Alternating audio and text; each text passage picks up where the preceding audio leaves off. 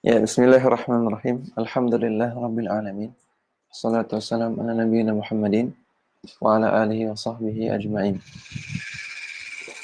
Jangan nyender. Nanti ngantuk kalau nyender nanti ngantuk.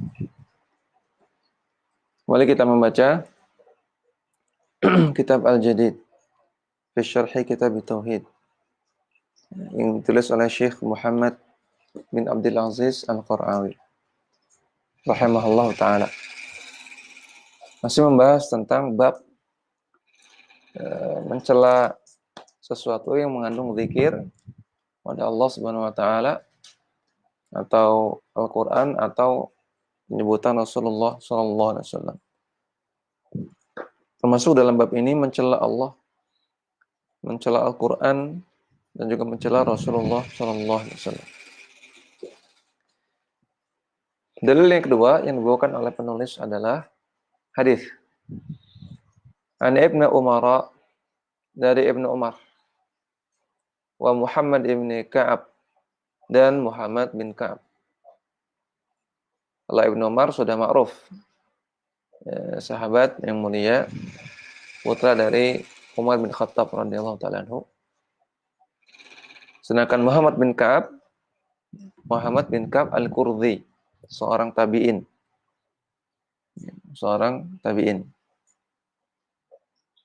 Yang beliau merupakan ahli tafsir dari kalangan tabi'in.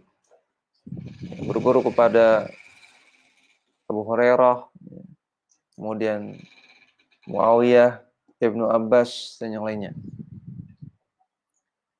Kemudian wa Zaid bin Aslam, dan dari Zaid bin Aslam. Sama Zaid bin Aslam juga seorang tabi'in yang merupakan murid dari Abdullah bin Umar atau dari Umar bin Khattab, juga atau Abdullah bin Umar ya.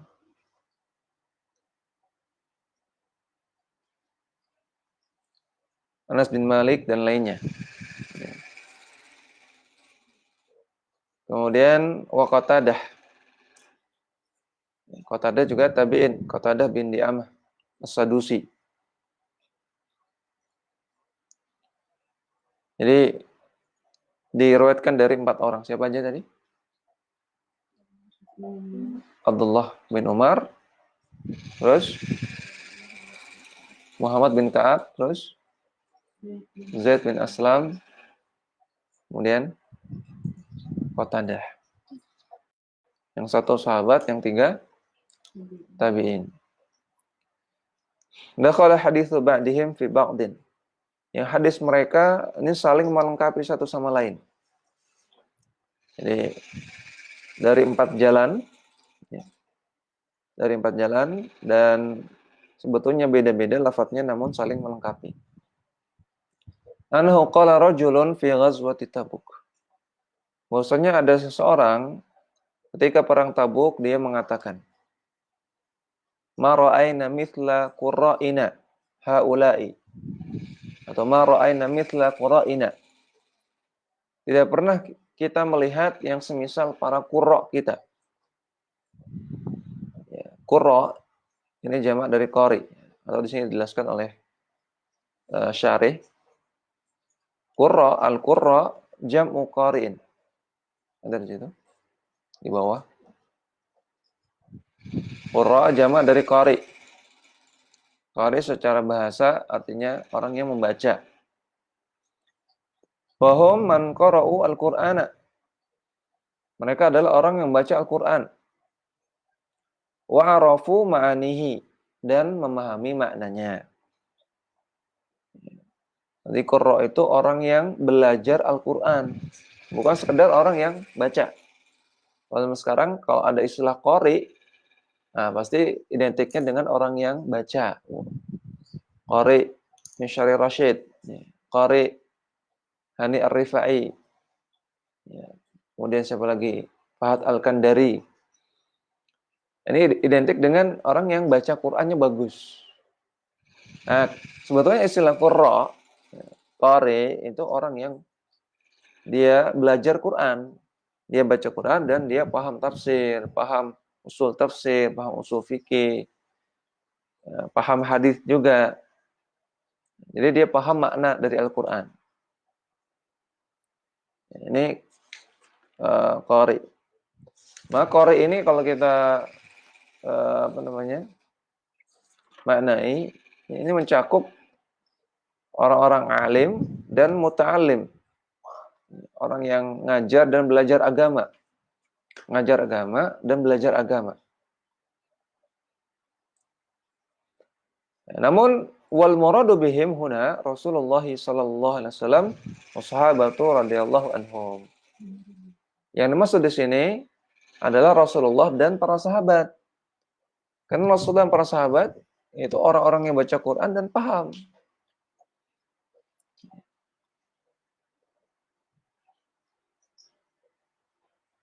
Maka kita kembali ke atas. Ma ra'ayna mithla qurra'ina.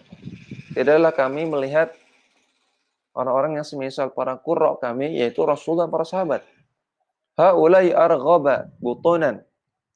Mereka adalah orang yang paling gendut perutnya. Wala akdzaba al-sunan, dan paling dusta perkataannya. Wala ajbana indal liqa'i, dan paling pengecut ketika bertemu dengan musuh. Yakni Rasulullah sallallahu alaihi wasallam washabahu al-qurra. Yang dia maksud adalah Rasulullah dan para sahabat. Jadi ini orang sedang mencela Rasulullah dan para sahabat. Dibilang gendut perutnya, dibilang tukang bohong, dibilang pengecut. Rasulullah dan para sahabat. Maka faqala lahu Auf bin Malik. Maka salah seorang sahabat bernama Auf bin Malik berkata kepada dia, "Kadzabta, dusta kamu. Enak aja kamu ngomong seperti itu." Ya. Perkataan paling dusta. Mereka bukan orang-orang yang gendut-gendut, bukan orang yang pendusta, dan bukan orang pengecut. Ini maksudnya dusta sih, maksudnya nggak benar. Yang kamu bilang nggak benar. Walakinnaka munafiqun. Tapi kau ngomong seperti ini karena kamu munafik. La ukhbiranna Rasulullah sallallahu alaihi wasallam. Sungguh saya akan kabarkan perkataan kamu ini kepada Rasulullah sallallahu alaihi wasallam.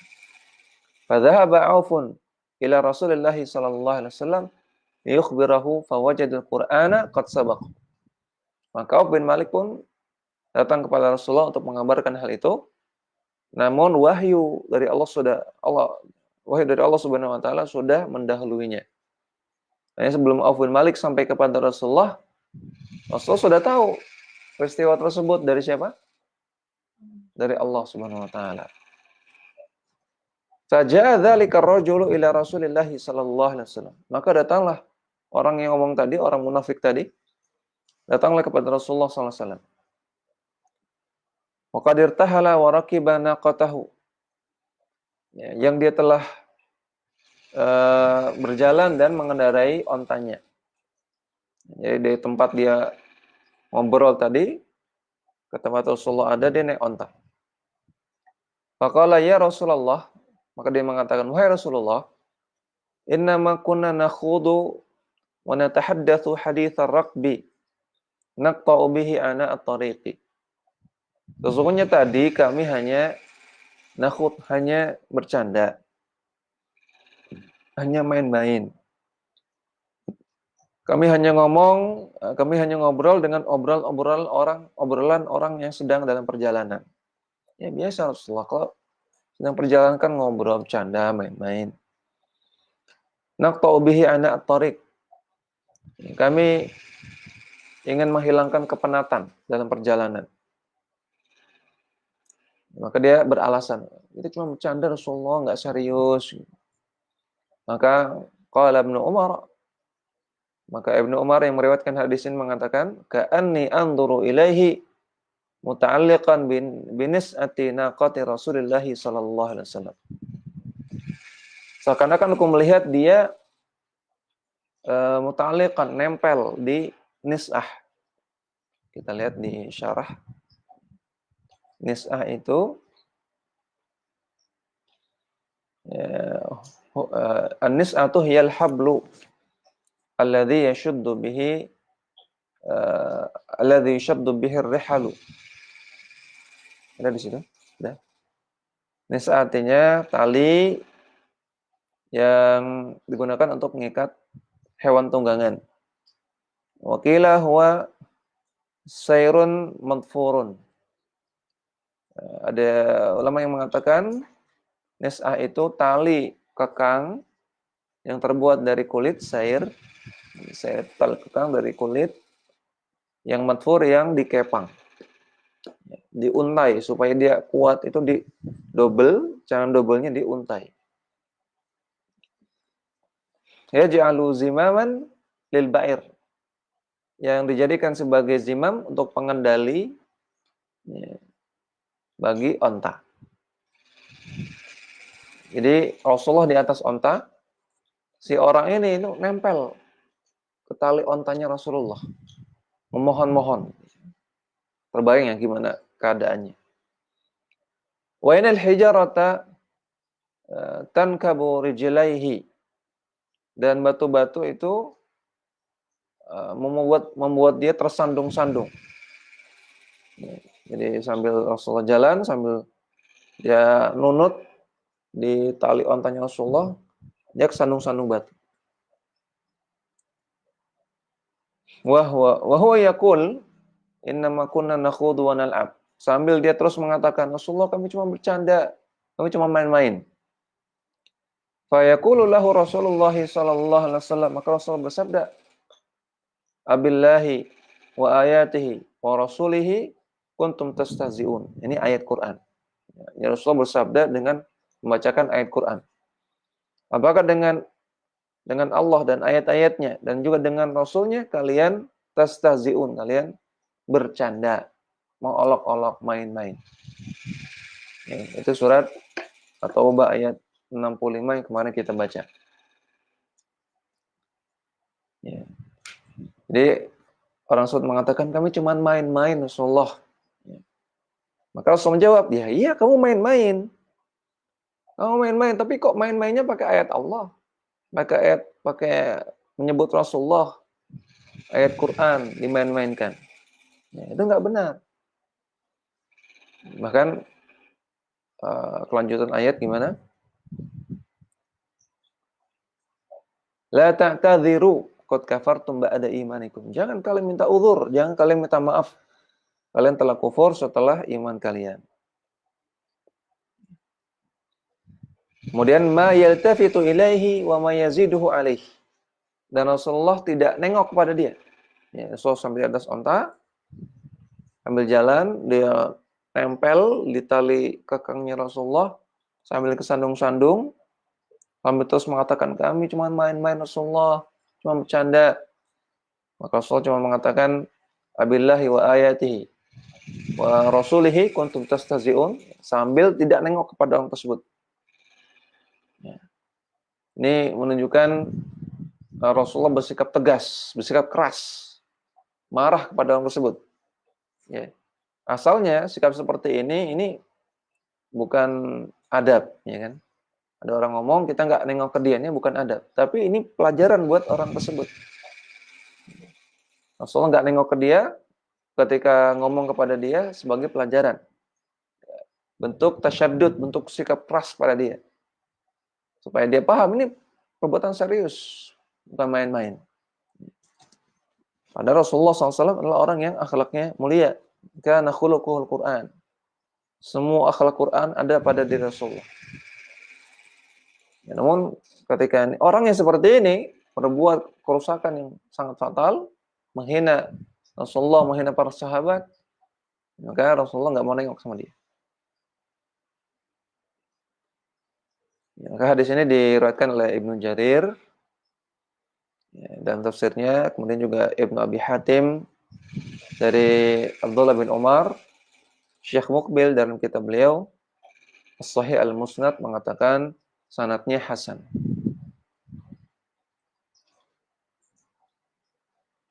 Maka ini Riwayat ini adalah sababun nuzul untuk ayat yang kemarin kita baca, surat atau ayat 65.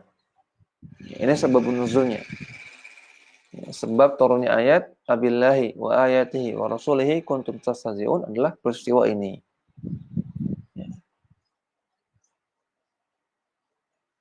Yukhbiruna Abdullah ibn Umar wal jama'ah alladzina ishtaraku fi riwayat al-hadits radhiyallahu anhum anna rajulan minal munafiqin fi ghazwati Tabuk akhadha yasubbu Rasulullah sallallahu alaihi wasallam. Dalam riwayat ini Abdullah bin Umar dan sekelompok para tabi'in yang meriwayatkan hadis ini mengabarkan bahwasanya ada seorang dari kalangan orang-orang munafik yang dia ikut perang Tabuk, yang dia mencela Rasulullah sallallahu alaihi wasallam wa ashabahu dan para sahabatnya. Wa yastahzi'u bihim muttahiman lahum bihubbil akli, dan mengolok-olok mereka, mengolok Nabi dan para sahabat, dan mengklaim atau menuduh mereka suka makan. Ya, tadi arghabu butunan, paling gendut artinya rakus gitu, suka makan. Wal kadhibi, dan menuduh mereka tukang bohong. Wal jubni, dan menuduh mereka pengecut. Endal liqa, ketika ketemu dengan musuh. Wa Auf ibn Malik ahadal muslimina as-sadiqina ghadaba lillahi wa rasulihi. Dan Auf bin Malik, seorang kaum muslimin yang Islamnya jujur, artinya bukan munafik, maka dia pun marah karena Allah dan marah karena Rasulullah.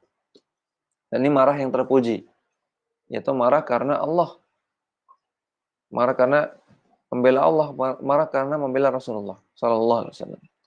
Fa ankara alaihi dzalikal munafiqa, maka dia mengingkari orang munafik tersebut atas perbuatan yang dia lakukan itu. Wa kadzdzabahu, dan mengatakan itu enggak benar. Wa tawa'adahu bi annahu sayukhbiru dzalika Rasulullah sallallahu alaihi wasallam.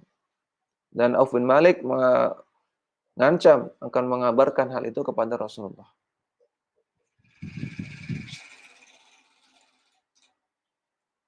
Lakin al-wahya sabaqa Auf ibn Malik ila Rasulullah sallallahu alaihi wasallam. Namun wahyu dari Allah mendahului Auf bin Malik. Yang Rasul sudah tahu dulu. Fanazala fi sya'nihim Qur'anan yakshifu halahum wa yafaddihu sariratahum wa yal'anu kufrahum. Maka turunlah ayat Quran yang menyingkap keadaan mereka, orang-orang munafik, dan mengungkap rahasia mereka dan mengumumkan kekufuran mereka. Wal munafiqa qad jaa liyata'adzara min Rasulillah sallallahu alaihi wasallam bi'adzarihi al-batilah. Dan orang-orang munafik tersebut datang kepada Rasulullah untuk minta udzur, untuk minta maaf dengan membawakan udzur-udzur yang batil. Falam yaltafit ilaihi Nabi sallallahu alaihi wasallam. Maka Rasulullah pun tidak mengindahkan mereka sama sekali. Walam yalqa lahu balan walam yakum lahu waznan. Bahkan enggak ngurus sama sekali. Enggak memberikan perhatian sama sekali. Dan tidak memberikan timbangan sama sekali. Artinya cuek. Dia mau ngomong apa cuek.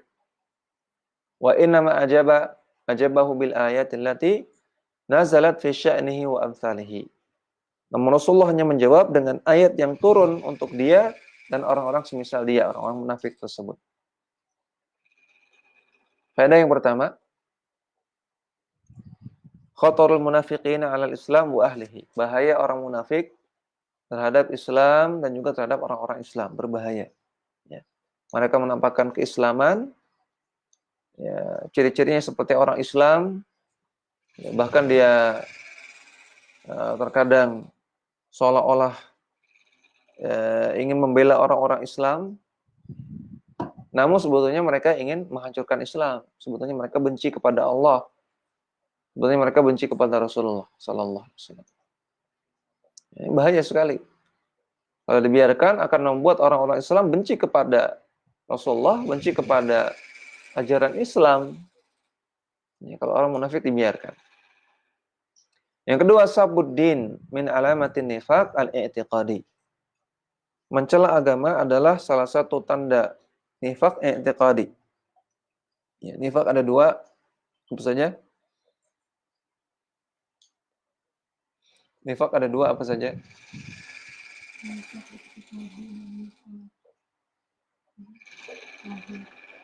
Nifaq i'tiqadi dan nifaq amali. Ya. Nifaq amali itu disebut juga nifaq asghar. Nifaq i'tiqadi disebut juga nifaq akbar. Nah, nifaq amali atau nifaq asghar itu sebagaimana yang Nabi sebutkan tentang ciri-ciri orang munafik. Idza haddatsa kadzaba. Kalau dia ngomong berdusta. Idza wa'ada kalau dia berjanji khalafa, dia mengingkarinya. Wa idza tumina khana. Ketika dia dikasih amanah, dia berkhianat. Ini namanya nifaq amali. Nifaq amali tidak mengeluarkan orang dari Islam. Statusnya masih muslim, namun punya ciri-ciri munafik. Sedangkan nifaq i'tiqadi atau nifaq akbar, ini bisa mengeluarkan dari Islam. Statusnya di sisi Allah, ya, keluar dari Islam, kafir. Walaupun dalam pandangan orang-orang muslim, dia nampak masih muslim. Karena nifaq ini penyakit hati. Yaitu menyembunyikan kekufuran dalam hati, menampakkan keislaman. Nah, di antara ciri orang yang punya penyakit nifaq i'tiqadi adalah mencela agama. Jadi, orang yang punya penyakit i'tiqadi terkadang terlihat ya, secara zahir. Walaupun tadi saya katakan itu penyakit hati, ya.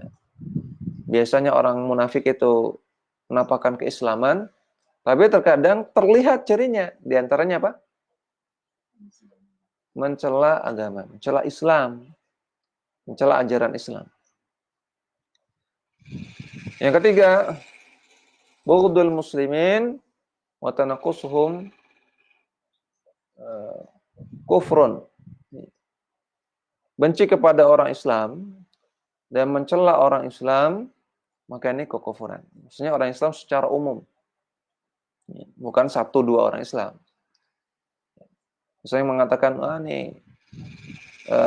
orang Islam ini apa? Culun-culun gitu. Padahal dia sendiri ngakunya Islam, tapi mengatakan seperti itu. Maka ini mencela kaum muslimin. Ini bisa menyebabkan kekufuran. Yang keempat, wujubul mubadarati ila inkaril munkari. Wajibnya untuk bersegera mengingkari kemungkaran. Sebagaimana yang dilakukan oleh siapa? Yang laporin tadi siapa? Auf bin Malik. Ya, Auf bin Malik segera laporkan kepada Rasulullah. Dia bersegera mengingkari kemungkaran. Nah, ketika orang munafik tadi mencela Rasul, dia langsung katakan, kadzabta, kamu dusta kamu. Kamu mengatakan perkataan yang enggak benar. Yang kelima, sidqu imani Auf bin Malik radhiyallahu anhu. Riwayat ini membuktikan benarnya keimanan Auf bin Malik. Yang keenam, jawazu wasfi syakhsi bin nifaqi idza dhahara minhu ba'du alamatihi.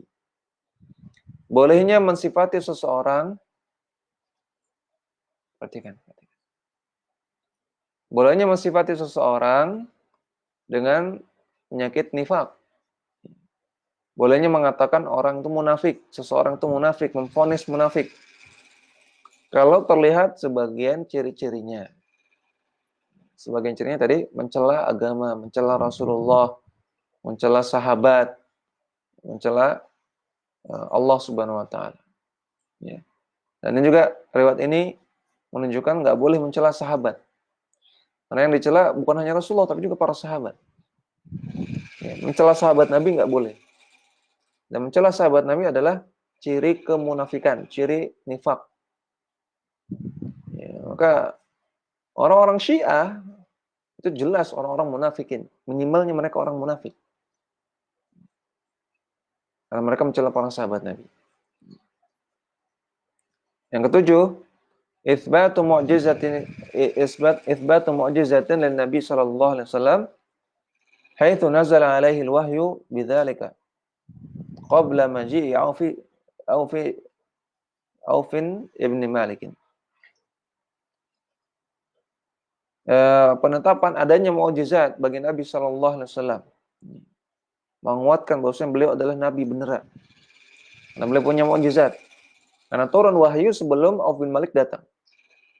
Ya, orang-orang yang nggak percaya kepada Rasulullah, orang nggak beriman bahwasanya Muhammad bin Abdullah adalah Rasulullah, adalah nabi, maka bagaimana dia menjawab peristiwa ini? Sebelum Auf bin Malik datang, Rasul udah tahu. Ya, zaman dulu nggak ada telepon, nggak ada WA, nggak ada Telegram, nggak ada. Ya. Peristiwanya di sini, Rasulullah di sana, yang ngabarin itu baru mau nyampe, Rasul sudah tahu. Ya. Maka orang yang nggak beriman kepada Nabi gimana menjawab peristiwa ini? Nggak bisa. Ini mukjizat Nabi Shallallahu Alaihi Wasallam. Yang kedelapan, ada muqabuli udhril mubtilin. Bolehnya untuk tidak menerima uzur yang batil. Tidak semua uzur kita terima. Uzur yang batil boleh kita tolak. Yang kesembilan, wujubut tasyaddudi fi rad'il mustahzi'in biddin. Wajibnya untuk bersikap keras. Asalnya kita kepada orang lain itu bersikap rifqu layyin. Ya. Kata Nabi SAW, mazala rifqu fi syai'in ila zanah. Senantiasa sikap lembut ada pada sesuatu kecuali dia pasti akan menghiasinya. Asalnya sikap kita walaupun kepada orang kafir lembut. Sebagaimana Rasulullah juga kepada orang kafir sikap asalnya lembut. Namun kepada orang yang mencela agama Rasulullah keras. Ya. Walaupun dia ngakunya muslim, sikapnya keras. Rasulullah nengok aja nggak mau. Ya, dan Rasulullah cukup kan mengatakan abillahi wa ayatihi wa rasulihi kuntum tastahzi'un. La ta'tadhiru qad kafartum ba'da imanikum. Apakah kamu main-main dengan Allah, dengan ayatnya, dengan Rasulnya? Gak usah minta maaf. Kamu sudah kufur setelah beriman. Ini keras sekali perkataan ini. Ini memang harusnya demikian sikap kita kepada orang yang mencela agama.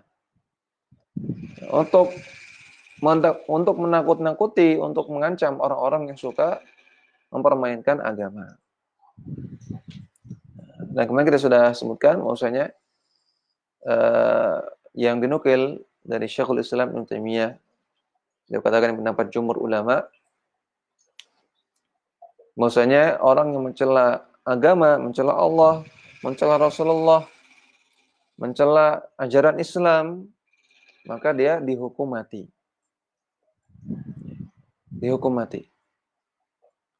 Masalah dia tobat ya, antara dia dengan Allah Subhanahu wa taala. Namun ulil amri wajib untuk menghukum dia. Supaya orang-orang yang lain yang dia punya keinginan untuk mencela agama enggak berani lagi.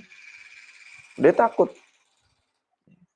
Kalau tidak dihukum mati, maka nanti orang akan bermudah-mudahan untuk mempermainkan agama seperti di zaman sekarang ini. Kalau kita lihat yang paling banyak orang yang suka ngelucu. Ya. Yang stand up komedian, para pelawak, para komedian. Ini sering membawa tema-tema agama. Agama dijadikan bahan lucu-lucuan. Ya. Dijadikan olok-olokan. Ya, mereka nggak takut kepada Allah dan Rasulnya. Mereka tidak takut kepada Allah Subhanahu wa taala. Padahal orang seperti ini harusnya dihukum mati oleh pemerintah. Ini akibatnya kalau nggak ditegesi, nggak diberlakukan sikap yang tegas, maka semakin banyak orang yang mencela agama.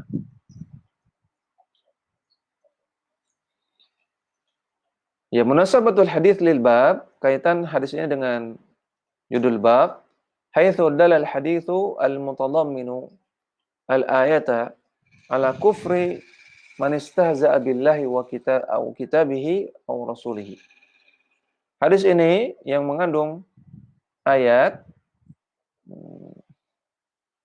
ayat surat Taubah ayat 65 menunjukkan kufurnya orang yang mencela Allah atau mencela Al-Qur'an atau mencela Rasulnya sallallahu alaihi wasallam.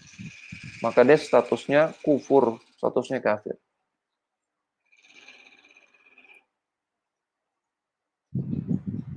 Kemudian yang kedua kita bahas bab yang selanjutnya.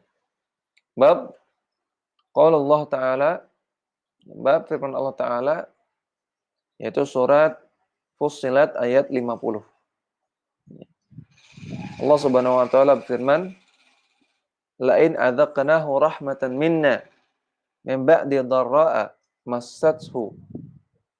Andaikan mereka, itu orang-orang musyrikin, mereka merasakan rahmat dari kami. Artinya mereka mendapatkan nikmat dari Allah.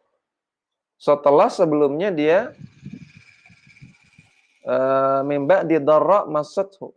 Sebelumnya dia mendapatkan bahaya, mendapatkan kesulitan yang mengenai dia. La yaqulanna hadza li. Maka orang-orang musyrikin akan mengatakan, ya, ini saya dapat nikmat ini karena saya, hadza li. Ya, bukan karena kehebatan saya bisnis. Kan karena kepintaran saya, karena kelihayan saya. Wa ma'adzunnu sa'ata qa'imatan. Dan dia mengatakan, menurut saya kiamat itu enggak akan terjadi. Walain ruji'tu ila rabbi, andaikan kiamat itu terjadi, andaikan saya dibangkitkan dan dikembalikan kepada Rabb saya, inna li indahu lal husna, sungguh saya akan mendapatkan kebaikan. Ini kata orang apa? Orang musyrikin. Jadi pertama dia sudah dikasih nikmat oleh Allah, sebelumnya sengsara dapat nikmat, dia nisbatkan nikmat tersebut kepada dirinya. Hadza li, kata dia. Ini karena saya. Kemudian dia mengingkari hari akhir. Wa ma adzunnu sa'ata qa'imah. Saya mengira hari kiamat enggak akan terjadi. Kemudian dia membawa argumen cadangan. Oke lah, andaikan kiamat terjadi, paling-paling saya masuk surga gitu. La in ruji'tu ila rabbi inna li indahu lal husna. Andaikan saya dikembalikan ke Rabb saya, andaikan kiamat itu ada, saya dibangkitkan, paling saya masuk surga gitu. Ini pede sekali ya. Udah dia menisbatkan nikmat kepada dirinya sendiri, kemudian dia berkeyakinan kiamat enggak ada, kemudian merasa pede masuk surga. Ini sifat orang-orang musyrikin. Maka kata Allah Subhanahu wa taala, "Falanunabbi'annal ladzina kafaru bima 'amilu." Sungguh kami akan kabarkan kepada orang-orang kafir tentang amalan mereka. Walanudhiqannahum min adzabin ghalidz, dan kami akan membuat mereka merasakan azab yang keras. Surat Fussilat ayat 50. Yukhbiruna Allah Subhanahu wa ta'ala fi hadhil ayah annahu idza an'ama bis-sihhati wal 'afiyah wal ghina 'alal insanil kafir. Dalam ayat ini Allah Subhanahu wa taala mengabarkan bahwasanya kalau Allah kasih nikmat kepada orang kafir berupa kesehatan, berupa afiyah juga artinya kesehatan. Ghina berupa kecukupan harta. Awisyaki, atau kepada orang yang ragu kepada Allah, orang kafir atau orang yang ragu kepada Allah. Ya, sama orang kafir juga. Ba'da makana yata'athar.